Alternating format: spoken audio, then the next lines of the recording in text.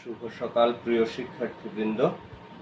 Martin Luther কলেজের বাংলা দ্বিতীয় পত্রের অনলাইন ক্লাসে তোমাদের স্বাগত জানাই। আমরা সিকান্দার আবু জাফর রচিত সিরাজউদ্দৌলা নাটকটি নিয়ে আলোচনা করছি।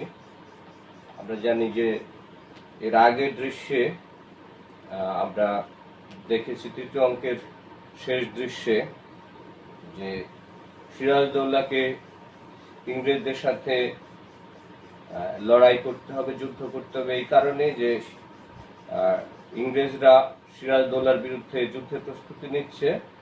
সিরাজউদ্দৌলা যদি তাদের বাধা না দেন তাহলে ইংরেজরা সিরাজউদ্দৌলার রাজধানী মুর্শিদাবাদ আক্রমণ করবে। সুতরাং যুদ্ধের যে নিয়ম, সেই নিয়ম মেনেই সিরাজউদ্দৌলাকে অবশ্যই হয় প্রতিরোধ করতে হবে, না হয় প্রতি আক্রমণ করতে হবে। আর এভাবে সিরাজউদ্দৌলা যুদ্ধের একেবারে দ্বার প্রান্তে 1957 সালের 22শে জুন পলাশীতে সিরাজের শিবির, যুদ্ধের সম্পূর্ণ প্রস্তুতি নেওয়া হয়েছে। ইংরেজদের সাথে এই পলাশীর প্রান্তরে যুদ্ধ সংগঠিত হবে। যুদ্ধের আগের দিন নবাব সিরাজউদ্দৌলার যে প্রস্তুতি, সেই অংশটুকু আজকে আমরা আলোচনা করছি। মঞ্চে যারা শিল্পী পর্যায়ক্রমে আসবে, সিরাজ, মোহনলাল, নির্মর্দান, প্রহরী, বন্দী, গভীর রাত্রি, শিবিরের ভেতর নবাব চিন্তাগ্রস্তভাবে পায়চারি করছেন।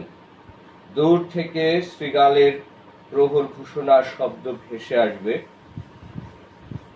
সিরাজ, দ্বিতীয় প্রহর অতিক্রান্ত হলো, শুধু ঘুম নেই শেয়াল আর সিরাজউদ্দৌলার চোখে।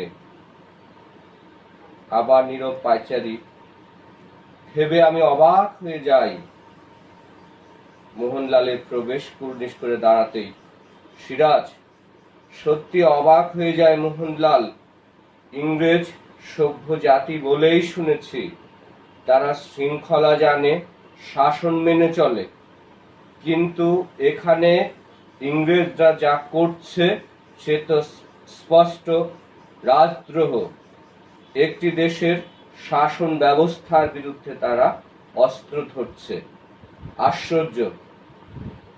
সিরাজউদ্দৌলা অবাক হচ্ছেন যে ইংরেজদের ভারতবর্ষে আগমনের উদ্দেশ্য ছিল ব্যবসা বাণিজ্য করবার জন্য, তারাই কিনা আজকে ক্ষমতা দখলের লড়াইয়ে দেশ শাসনের রাজনৈতিকভাবে তারা হস্তক্ষেপ করবার চেষ্টা করছে এবং বাংলা, বিহার, উড়িষ্যার নবাব সিরাজউদ্দৌলার বিরুদ্ধে তারা পলাশীর প্রান্তরে সমবেত হয়েছে যুদ্ধ করবার জন্য। মোহনলাল, জাহাপনা। সিরাজ, হ্যাঁ বলো মোহনলাল, কি খবর? মোহনলাল, ইংরেজদের পক্ষে মোট সৈন্য 3000-এর বেশি হবে না। অবশ্য তারা অস্ত্র চালনায় সুশিক্ষিত। নবাবের পক্ষে সৈন্য সংখ্যা 50,000-এরও বেশি। ছোট বড় মিলিয়ে ওদের কামান হবে গোটা 10। আমাদের কামান 50-এরও বেশি। সিরাজ, এখন প্রশ্ন হলো আমাদের সব সিপাই লড়বে কিনা এবং সব কামান থেকে গোলা ছুটবে কিনা। মোহনলাল যুদ্ধের যে আনুপাতিক হিসেব, তুলনামূলক হিসেব দিচ্ছে, সেখানে দেখা যাচ্ছে ইংরেজ পক্ষের সামরিক শক্তির সাথে সিরাজউদ্দৌলার সামরিক শক্তির ব্যবধান অনেক বেশি এবং খুব সহজ স্বাভাবিক হিসেব করলেও সিরাজউদ্দৌলা যুদ্ধের ময়দানে অনেক এগিয়ে থাকবার কথা সামরিক অস্ত্রের, সৈন্য সংখ্যা, কামানের সংখ্যা বিবেচনায়, কিন্তু একটা জায়গায় সিরাজউদ্দৌলা পিছিয়ে আছেন। তার সন্দেহ আছে যে তার অধিকাংশ সেপাই যুদ্ধ করবে কিনা এবং অধিকাংশ কামান থেকে গোলা বারুদ ছুটবে কিনা। কেননা আর মির্জাফর, রাজবল্লভ, উমিচাঁদ, মানিকচাঁদ সহ তিনি যে বিশ্বাসঘাতকদের তালিকা তিনি পেয়েছেন, তিনি যতটা জেনেছেন, তাতে করে এই বিশ্বাসঘাতকদের দ্বারা পরিচালিত সেনাবাহিনীর যুদ্ধে সিরাজউদ্দৌলা খুব বেশি আশাবাদী হতে পারছেন না। মোহনলাল, জাহাপনা, এমন আশঙ্কা কেন করছি তাই জানতে চাইছো তো? মির্জাফর, রায়দুর্লভ, ইয়ারলুৎফ খাঁ নিজের সেনাবাহিনী নিয়ে যুদ্ধক্ষেত্রে উপস্থিত হয়েছে, কিন্তু আমার বিশ্বাস করতে প্রবৃত্তি হয় না যে ওরা ইংরেজদের বিরুদ্ধে লড়বে। মোহনলাল, সিপাহসালারের আরো একখানা গোপন চিঠি ধরা পড়েছে। নবাবের হাতে পত্রদান। নবাব সেটা পড়ে হাতের মুঠোয় মুছড়ে ফেললেন। সিরাজ, বেঈমান। মোহনলাল, ক্লাইভের আরো 3খানা চিঠি ধরা পড়েছে। সে সিপাহসালারের জবাবের জন্যে পাগল হয়ে উঠেছে মনে হয়। সিরাজ, সাংঘাতিক লোক এই ক্লাইভ। মতলব হাসিল করার জন্যে যে কোনো অবস্থার ভেতর ঝাঁপিয়ে পড়ে। ওর কাছে সবকিছুই যেন বড় রকমের জুয়া খেলা। সিরাজ, বলো মীরমর্দান। ইংরেজ সৈন্য লক্ষবাগে আশ্রয় নিয়েছে।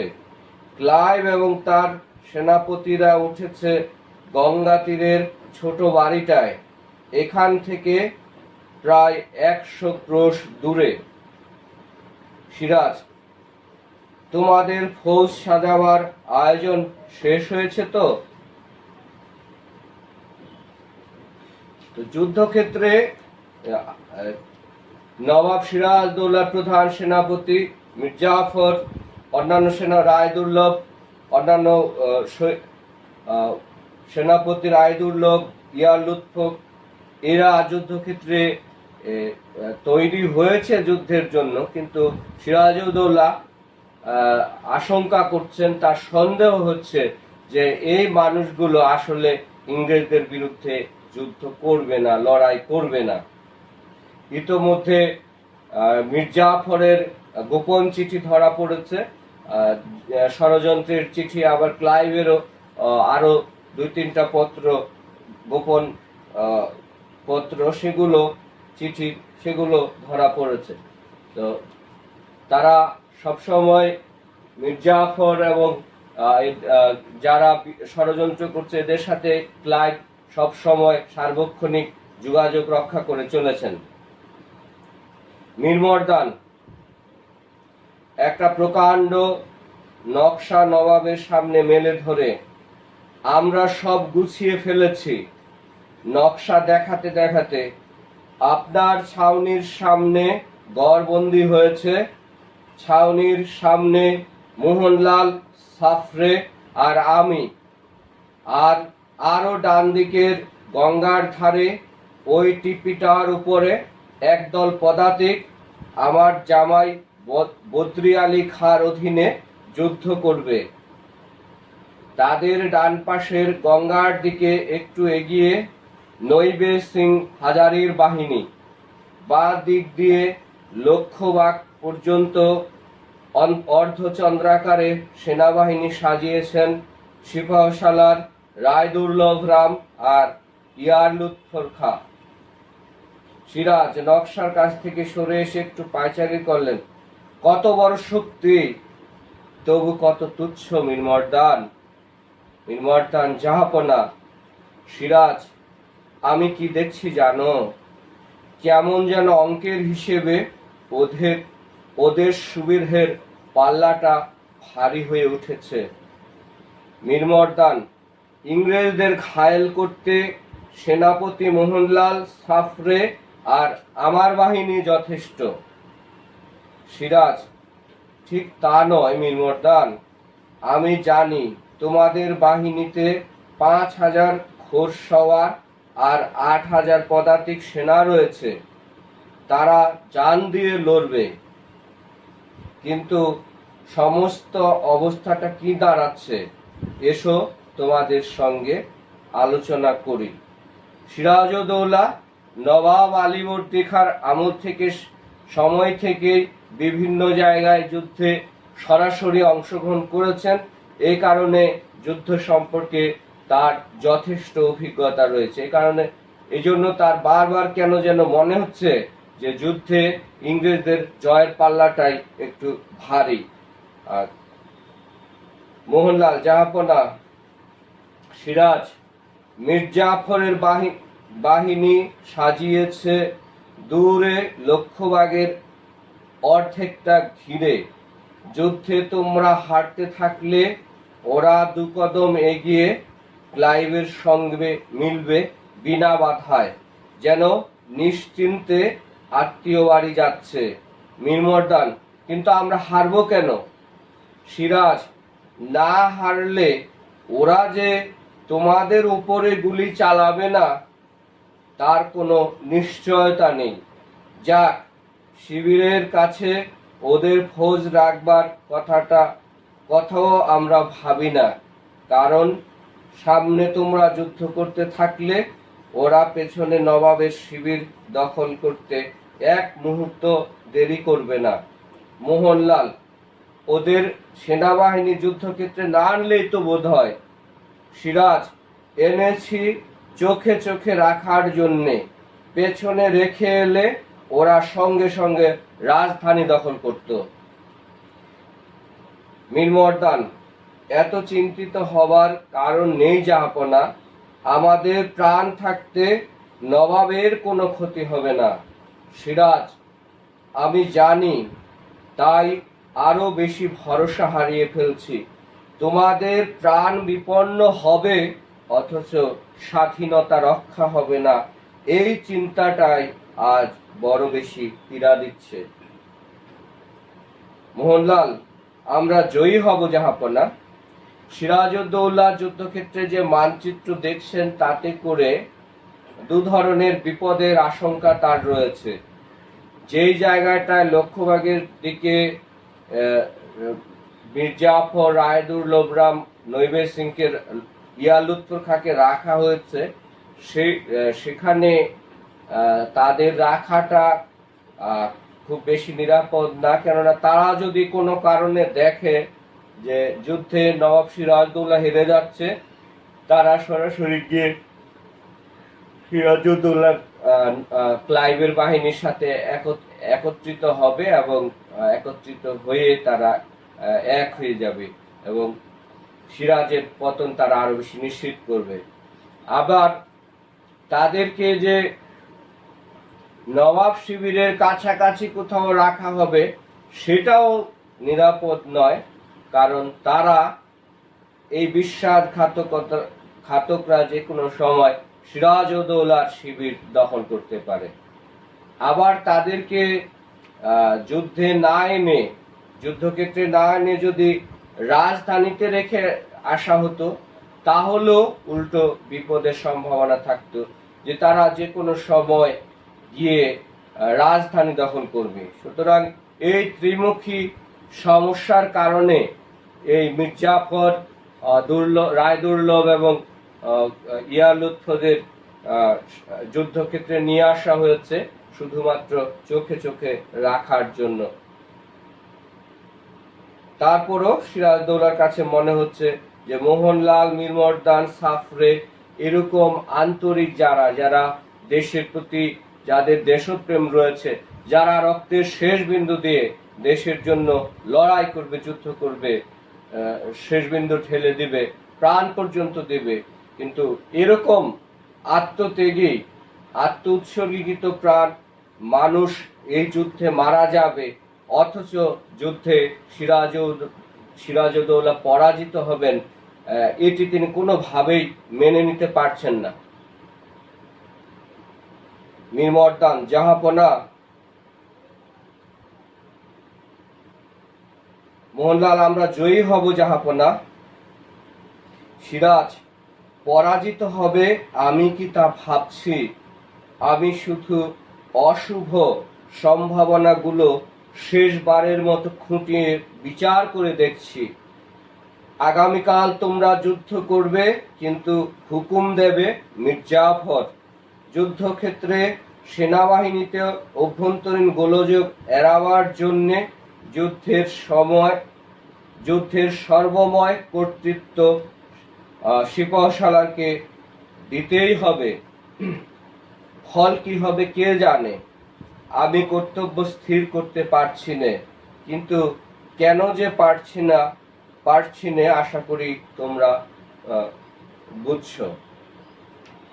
অর্থাৎ আগামীকালকে যুদ্ধক্ষেত্রের সর্বময় কর্তৃত্ব আদেশ দেওয়ার ক্ষমতা, যুদ্ধ পরিচালনা করবার ক্ষমতা প্রধান সেনাপতি হিসেবে মীর জাফরকেই দিতে হবে, যুদ্ধের নিয়ম মেনে, সেনাবাহিনীর নিয়ম মেনে। আর এইখানে হচ্ছে সবচেয়ে ভয়ের জায়গা, যে সত্যি সত্যি মীর জাফর সিরাজউদ্দৌলার পক্ষে যুদ্ধ করবে কিনা, সত্যি সত্যি তার বুকে দেশপ্রেম জেগে উঠবে কিনা, সত্যি সত্যি শেষ মুহূর্ত পর্যন্ত সে দেশের কথা চিন্তা করে, জনগণের কল্যাণের কথা চিন্তা করে মীর জাফর যদি বিশ্বাসঘাতকতা না করে, সততা দিয়ে এই যুদ্ধ পরিচালনা করে, তাহলে অবশ্যই এই যুদ্ধে সিরাজউদ্দৌলার জয়ী হওয়ার কোনো বিকল্প নেই।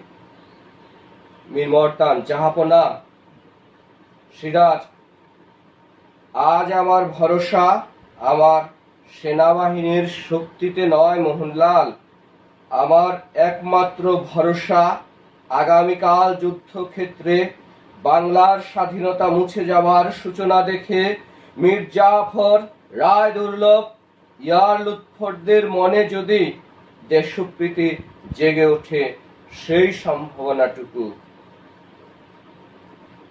সিরাজউদ্দৌলা তার যে উপলব্ধি, তার কাছে মনে হয়েছে যে তার যে 50,000-এর বেশি সেনা সদস্য রয়েছে, সৈন্য রয়েছে, 50টির বেশিও কামান রয়েছে, এত বড় শক্তি, সেই শক্তির উপর ভরসা করে দাঁড়ানো যাচ্ছে না। এই কারণে ভরসার জায়গাটা হলো ভিন্ন একটা জায়গা।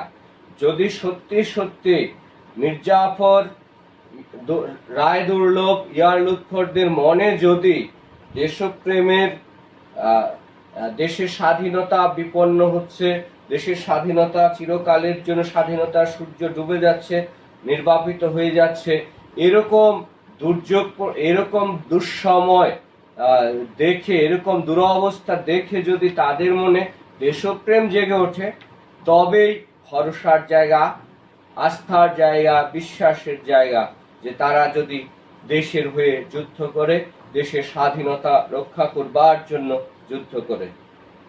প্রহরী, হুজুর, এই লোকটা নবাবের ছাউনির দিকে এগোবার চেষ্টা করছিল। সঙ্গে সঙ্গে মোহনলাল বন্দির কাছে এগিয়ে এসে নবাবকে একটু যেন আড়াল করে দাঁড়ালো।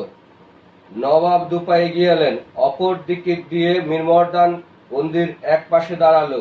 বন্দি সকাতর ক্রন্দনে, আমি পলাশী গ্রামের লোক হুজুর, রোশনি দেখতে এখানে এসেছি। মোহনলাল প্রহরীকে, তল্লাশি করো, কিন্তু একে সাধারণ গ্রামবাসী বলে মনে হচ্ছে না জাহাপনা। মীর মর্দান প্রহরীকে, বাইরে নিয়ে যাও, কথা আদায় করো। হঠাৎ দেখি এ তো কমর বেগ জমাদার, মীর জাফরের গুপ্তচর, উমর বেগের ভাই, এও গুপ্তচর। কমর সহসা মাটিতে লুটিয়ে পড়ে, জাহাপনার কাছে বিচারের জন্য এসেছি, আমাকে আসতে দেয় না, তাই চুরি করে হুজুরের কদম মোবারকে ফরিয়াদ জানাতে আসছিলাম।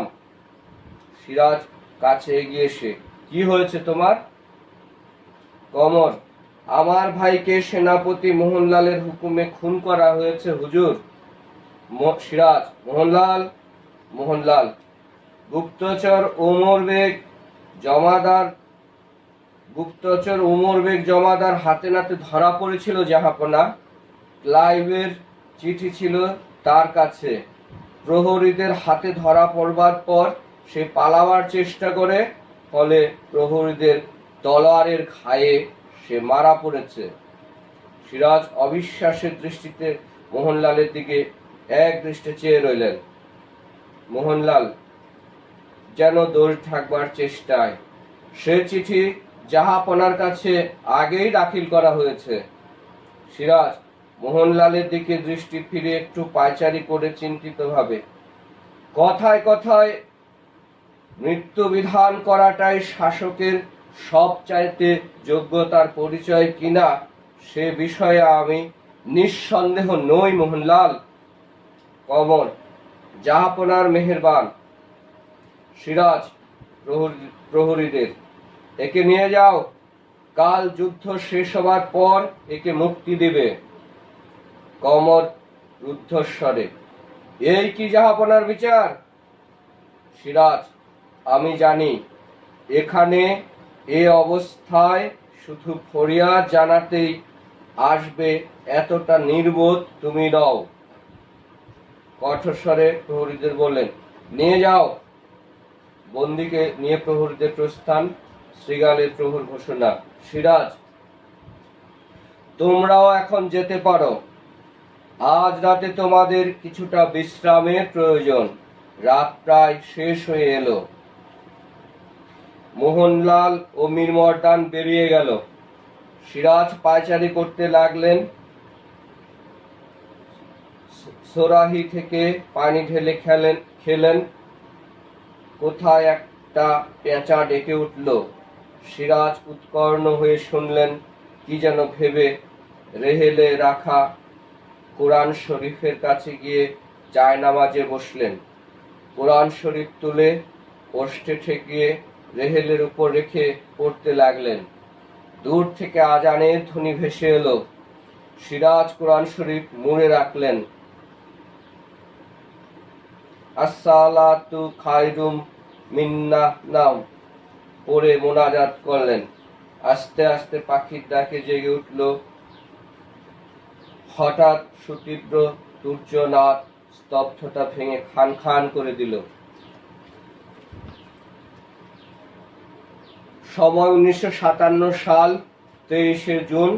স্থান পলাশীর যুদ্ধক্ষেত্র। তৃতীয় অঙ্কের তৃতীয় দৃশ্য। মঞ্চে পর্যায়ক্রমে আসবেন সিরাজ, প্রহরী, সৈনিক, দ্বিতীয় সৈনিক, তৃতীয় সৈনিক, সাফরে, মোহনলাল, রাইসুলজোহালা, ক্লাইভ, রাজবল্লভ, মির্জাফর, ইংরেজ সৈনিকগণ। যুদ্ধ চলছে, গোলাগুলির শব্দ, যুদ্ধ কোলাহল। সিরাজ নিজের তাঁবুতে অস্থিরভাবে পায়চারি করছেন। সৈনিকের প্রবেশ। সিরাজ উৎকণ্ঠিত হয়ে, কি খবর সৈনিক? সৈনিক, যুদ্ধের প্রথম মহড়ায় কোম্পানির ফৌজ পিছু হটে গিয়ে লক্ষ্যবাগে আশ্রয় নিয়েছে। সিপাহসালার সেনাপতি রায়দুর্লভ এবং ইয়রলুৎফ খাঁর সৈন্য যুদ্ধে যোগ দেয়নি। সিরাজ, মীরমর্দান, মোহনলাল। সৈনিক, ওরা শত্রুদের পিছু হটিয়ে লক্ষ্যবাগের দিকে এগিয়ে যাচ্ছেন। সিরাজ, আচ্ছা যাও। যুদ্ধের শুরুতে আমরা দেখছি যে একটা দুঃসংবাদ। নবাব সিরাজদৌলা যেটা আশঙ্কা করেছিলেন সেটাই হয়েছে। অর্থাৎ লক্ষ্যভাগের দিকে যাদের রাখা হয়েছিল সেই মির্জাফর, রায়দুর্লভ এবং ইয়ারলুৎফর খাঁ, তারা এবং তাদের সৈনিকেরা কেউ যুদ্ধে যোগ দেননি। তারা নিষ্ক্রিয় দাঁড়িয়ে আছেন।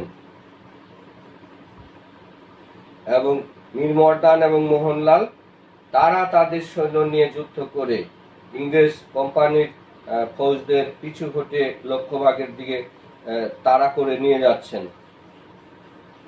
সৈনিকের প্রস্থান, কোলাহল প্রবল হয়ে উঠল। দ্বিতীয় সৈনিকের প্রবেশ।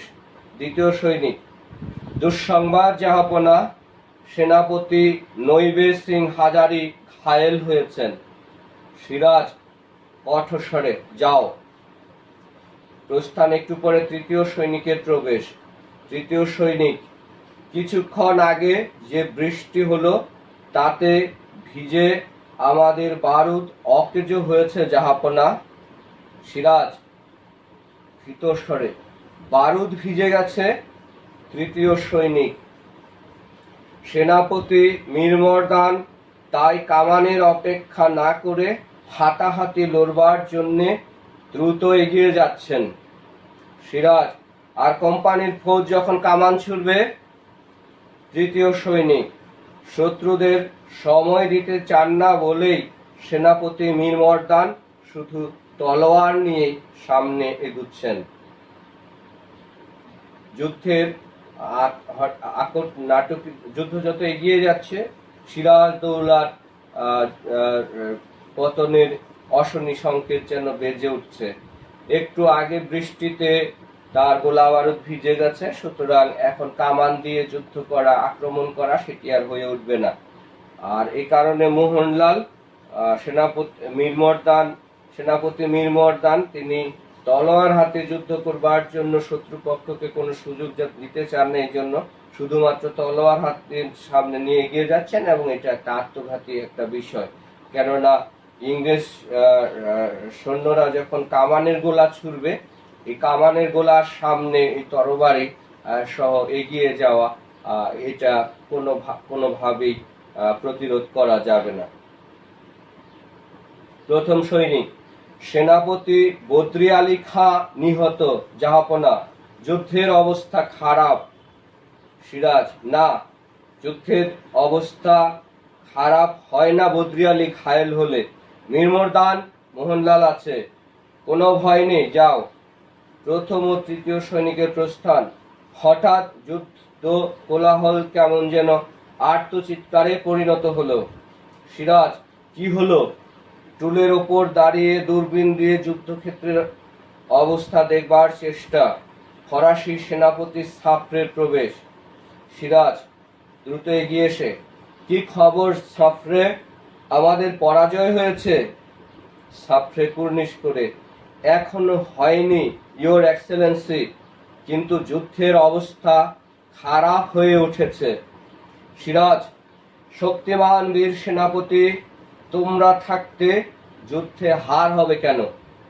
যাও, যুদ্ধে যাও, সাফরে জয় লাভ করো। সাফরে, আমি তো ফ্রান্সের শত্রুদের বিরুদ্ধে লড়ছি জাহাপনা, দরকার হলে যুদ্ধক্ষেত্রে আমি প্রাণ দেব, কিন্তু আপনার বিরাট সেনাবাহিনী চুপ করে দাঁড়িয়ে আছে, standing like pillars. Siraj, Mir Jafar, Rai Durlabh রামকে বাদ দিও, তোমরা লড়াইয়ে জিতবে, আমি জানি তোমরাই জিতবে। যে সিরাজের বিশাল সেনাবাহিনী খাম্বার মতো যুদ্ধক্ষেত্রে দাঁড়িয়ে আছে, পিলারের মতো নিষ্ক্রিয় দাঁড়িয়ে আছে, তারা যদি যুদ্ধ করত, তাহলে এই যুদ্ধে সিরাজের জয় শুধুমাত্র সময়ের ব্যাপার ছিল। এ কারণেই সাফরে নবাবকে স্মরণ করিয়ে দিলেন যে আমি প্রাণপণ চেষ্টা করব, জীবন দিয়ে লড়াই করব ফ্রান্সের শত্রু ইংরেজদের বিরুদ্ধে, কিন্তু আপনার এত বড় সেনাবাহিনী, তারা তো শুধুমাত্র খাম্বার মতো, খুঁটির মতো নিষ্ক্রিয় দাঁড়িয়ে আছে যুদ্ধক্ষেত্রে। সাফরে, আমাদের গোলার আঘাতে কোম্পানির ফৌজ পিছু হটে লক্ষ্য ভাগে আশ্রয় নিচ্ছিল, এমন সময়ে এলো বৃষ্টি। হঠাৎ জাফর আলী খান আদেশ দিলেন, এখন যুদ্ধ হবে না। মোহনলাল যুদ্ধ বন্ধ করতে চাইলেন না, কিন্তু সিপাহসালারের আদেশ পেয়ে টায়ার্ড সোলজার্স যুদ্ধ বন্ধ করে শিবিরে ফিরতে লাগলো। সুযোগ পেয়ে সঙ্গে সঙ্গে কিলপ্যাট্রিক আমাদের আক্রমণ করেছে। মীর মর্দান তাদের বাধা দিচ্ছেন, কিন্তু বৃষ্টিতে ভিজে বারুদ অকেজো হয়ে গেছে, তাকে এগুতে হচ্ছে কামান ছাড়া, and that is dangerous। দ্বিতীয় সৈনিকের প্রবেশ। কিছু না বলে চুপ করে দাঁড়িয়ে রইল। সিরাজদৌল্লা যে মির্জাফরের বিশ্বাসঘাতকতার আশঙ্কা করেছিলেন, সেটাই হয়েছে। যুদ্ধের একটা ভালো সময়ে যখন মোহনলাল, সাফরে, মীর মর্দান সহ এরা ইংরেজদের আক্রমণ করে একটা ভালো অবস্থানে তাড়া করে নিয়ে যাচ্ছিলেন। সেই সময় হঠাৎ বৃষ্টি আসলো, গোলা বারুদ ভিজে গেল এবং সাথে সাথে মীর জাফরও ওই যুদ্ধ সাময়িকভাবে বন্ধ করার নির্দেশ দিলেন। যদিও মোহনলাল রাজি ছিলেন না, কিন্তু তবুও যেহেতু সৈনিকরা ক্লান্ত ছিল, তারা মীর জাফরের সেই আদেশ মেনে নিয়ে ক্ষেত্র থেকে যখন ফিরে আসছে, তখন কিলপ্যাট্রিকের বাহিনী তাদের আক্রমণ করেছে এবং সেনাপতি মীর মর্দান বাধা দেওয়ার চেষ্টা করছেন এবং তিনি খালি হাতে শুধুমাত্র তরবারি নিয়ে এগিয়ে যাচ্ছেন। And that is dangerous. এটি খুবই বিপজ্জনক, যে কোনো সময় বড় রকমের বিপদ ঘটতে পারে। সিরাজ কি সংবাদ? সিরাজ অধৈর্য হয়ে কাছে এসে প্রহরীকে ঝাঁকুনি দিয়ে, কি খবর, বলো কি খবর? দ্বিতীয় সৈনিক, সেনাপতি মীর মর্দানের পতন হয়েছে জাহাপনা। সাফরে, হোয়াট? মীর মর্দান কিল্ড? সিরাজ যেন আচ্ছন্ন হয়ে, মীর মর্দান শহীদ হয়েছেন। সাফরে, দি ব্রেভেস্ট সোলজার ইজ ডেড। আমি যাই ইওর এক্সেলেন্সি, আপনাকে কথা দিয়ে যাচ্ছি, ফরাসিরা প্রাণপণে লড়বে। সিরাজ, ঠিক বলেছ সাফরে, শ্রেষ্ঠ বাঙালি বীর যুদ্ধে শহীদ হয়েছে। এখন তাহলে কি করতে হবে? সাফরে, মোহনলাল।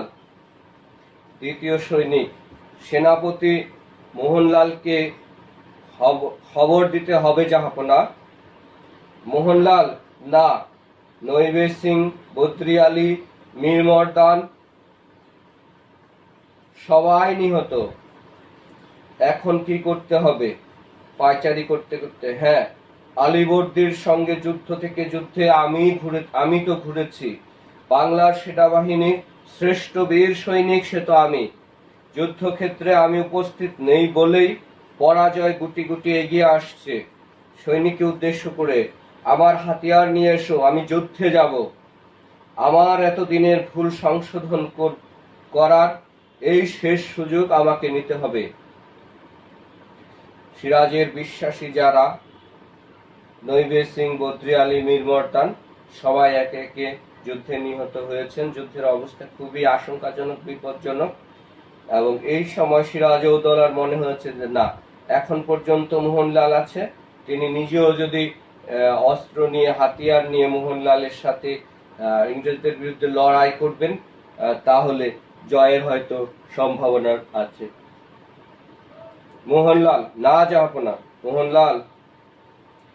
মোহনলাল, পলাশীতে যুদ্ধ শেষ হয়েছে জাহাপনা, এখন আর আত্মাভিমানের সময় নেই, আপনাকে অবিলম্বে রাজধানীতে যেতে হবে। সিরাজ, মীর জাফরের কাছে একবার কৈফিয়ত চাইব না? মোহনলাল, মীর জাফর ক্লাইভের সঙ্গে যোগ দিল বলে আর একটি মুহূর্ত নষ্ট করবেন না জাহাপনা। মুর্শিদাবাদে ফিরে গিয়ে আপনাকে নতুন করে আত্মরক্ষার প্রস্তুতি নিতে হবে। সিরাজ, আমি একাই ফিরে যাব? মোহনলাল, আমার শেষ যুদ্ধ পলাশীতেই, আমি যাই জাহাপনা। সাফরে আর আমি, আমার যুদ্ধ এখনো শেষ হয়নি। নতজানু হয়ে নবাবের পদ স্পর্শ করলো, তারপর দ্বিতীয় কথা না বলে বেরিয়ে গেল। মোহনলাল যতটুকু বুঝতে পেরেছে যে যুদ্ধে, পলাশীর যুদ্ধে সিরাজের পতন একটা আনুষ্ঠানিকতা মাত্র, নিশ্চিত হয়েই গেছে। এখন সিরাজউদ্দৌলা এখানে থাকলে তার বিপদ ঘটবে। সিপাহসালার মীর জাফর, রায়দুল্লাহরা হয়তোবা ইতোমধ্যে ক্লাইভের সাথে এক হয়ে গেছে। সুতরাং সবাই মিলে এসে যে কোনো সময় সিরাজকে তারা হত্যা করতে পারে, আক্রমণ করতে পারে। সিরাজউদ্দৌলা একটা কাজ করতে পারেন, তিনি মুর্শিদাবাদে গিয়ে আত্মরক্ষার ব্যবস্থা করতে পারেন। সেনা সংগ্রহ করে তিনি অন্তত রাজধানীটা রক্ষা করতে পারেন কিনা সেই চেষ্টাটা করে দেখতে পারেন। সিরাজ আত্মগতভাবে, যাও মোহনলাল, আর দেখা হবে না, আর কেউ রইল না, শুধু আমি রইলাম। নতুন করে প্রস্তুতি নিতে হবে। মোহনলাল বলে গেল। দ্বিতীয় সৈনিকের প্রবেশ। সৈনিক, দেহরক্ষী অশ্বারোহীরা প্রস্তুত জাহাপনা, আপনার হাতিও তৈরি। সিরাজ, চলো। কে আছে ওখানে? জনৈক প্রহরী প্রবেশ। সেনাপতি মোহনলালকে খবর পাঠাও, কয়েকজন ঘোড়সওয়ারের হেফাজতে মীরমর্দানের লাশ যেন এক্ষুনি মুর্শিদাবাদে পাঠানো হয়। উপযুক্ত মর্যাদায় মীরমর্দানের লাশ দাফন করতে হবে। বেরিয়ে গেলেন। প্রায় সঙ্গে সঙ্গে দুজন প্রহরী নবাব শিবিরের জিনিসপত্র গোছাতে লাগলো। রাইসুল জোহালার প্রবেশ। রাইস, জাহাপনা তাহলে চলে যাচ্ছেন? রক্ষা। প্রহরী, আমরা সবাই চলে যাচ্ছি। রাইস, তার বোধ হয় সময় হবে না। মির্জাফর ক্লাইভের দলবল এসে পড়ল বলে। বাইরে তুমুল কোলাহল। প্রহরী, তাহলে আর দেরি নয়, চলো সরে পড়া যাক। বেরিয়ে যাবার উদ্যোগ করতেই সশস্ত্র সৈন্যদের হাতে তারা বন্দী হলো। সৈন্যদের সঙ্গে এলো Clive, Mir Jafar, Rajballabh, Rai Durlabh. Clive, he has fled away, আগেই পালিয়েছে বন্দীদের কাছে। কোথায় গেছে নবাব? ক্লাইভ রাইসুল জোহালকে বুকে লাথি মারল। কোথায় গেছে Nawab? Say quickly, if you want to leave. Say quickly, if you want to leave. বাঁচতে হলে জলদি করে বল। রাইস হেসে উঠে মির্জাফরকে দেখিয়ে, ইনি বুঝি বাংলার সিপাহসালার যুদ্ধে বাংলাদেশের জয় তো হয়েছে হুজুর। রাজবল্লভ, যেন চেনা চেনা মনে হয় লোকটাকে। Clive, no time for fun, come on and say, where is Siraj? Rais, Nawab Siraj-ud-Daulah এখনো জীবিত, এর চেয়ে বেশি আর কিছু জানি নে। রাজবল্লভ, চিনেছি, এ তো সেই Raisul Juhala. Clive, he must be a spy. Mir Jafar, Narayan Singh Siraj-ud-Daulah প্রধান গুপ্তচর। ক্লাইভ, গুলি করো ওকে, হিয়ার এন্ড নাও। দুজন গোড়া সৈন্য নবাবের পরিত্যক্ত আসনের সঙ্গে পিঠ মোড়া করে নারায়ণ সিংকে বাঁধতে গেল। ক্লাইভ মির্জাফরকে, এক্ষুনি মুর্শিদাবাদের দিকে মার্চ করুন, বিশ্রাম করা চলবে না। সিরাজদৌলা যেন শক্তি সঞ্চয়ের সময় না পায়। ক্লাইভ কথা বলছে, পিছনে গোড়া সৈন্য দুজন নারায়ণ সিংকে গুলি করল। মির্জাফর, রাজবল্লভ, রায়দুর্লভ নিদারুণ শঙ্কিত।